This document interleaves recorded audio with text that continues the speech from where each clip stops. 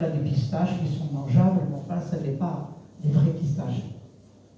Un autre arbre spectaculaire, c'est le caroubier. Caroubier qui peut prendre des formes assez spectaculaires. Et vous savez peut-être que les caroubes sont maintenant devenus très à la mode, que le Maroc est deuxième exportateur mondial de caroubes.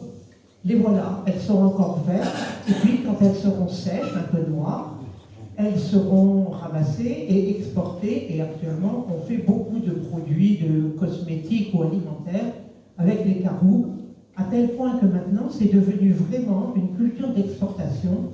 Et vous pouvez observer en basse montagne des plantations de jeunes caroubiers. Les oliviers, eux, font partie du paysage. Autour de ce village, il y a une source des aménagements de séquia. On peut donc arroser ces... À Marie, il y a la visite du site, mais on en profitera pour organiser une chanson très drôle.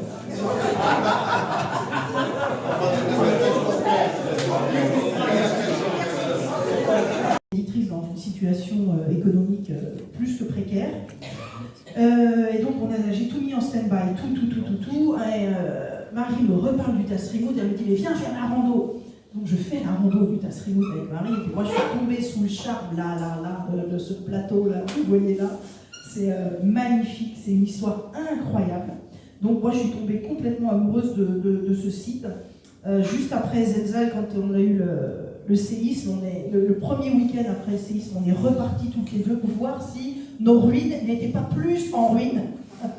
Et les ruines sont toujours là. Elles sont entourées. Et d'autre part, il y avait des cavaliers, parce que les Almoravides sont des cavaliers, des cavaliers, et entre autres des cavaliers chrétiens, menés par un dénommé réfractaire, qui défendait Marrakech. Donc à ce moment-là, ils ont décidé de rester au niveau de la montagne et de contourner Marrakech par le nord. Alors, je reviens maintenant à la position de la position du Tasrimout par rapport à Ahmed.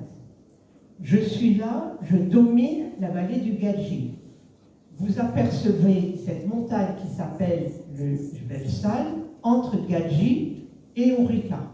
Et derrière, à droite, donc en aval, la zone,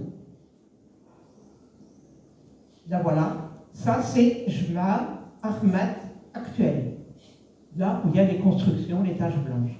Ça veut dire que depuis la forteresse, on voyait très bien la ville d'Ahmed. On pouvait parfaitement bien la situer. Donc cette forteresse avait été installée à cet endroit-là. De l'autre côté, là nous sommes en rive gauche de l'Ourika. En bas dans l'Ourika, il y a Ahmed. Vous reconnaissez le Jebel Sal et vous reconnaissez la tartine du Tasrimout là au fond. Donc le site de surveillance. Et là, j'ai pris une photo de la vallée d'une Fils. Nous sommes au-dessus de Ouirgan. Le barrage Yacoub el-Mansour n'existait pas évidemment à cette époque-là. Mais si vous remontez la vallée d'une Fils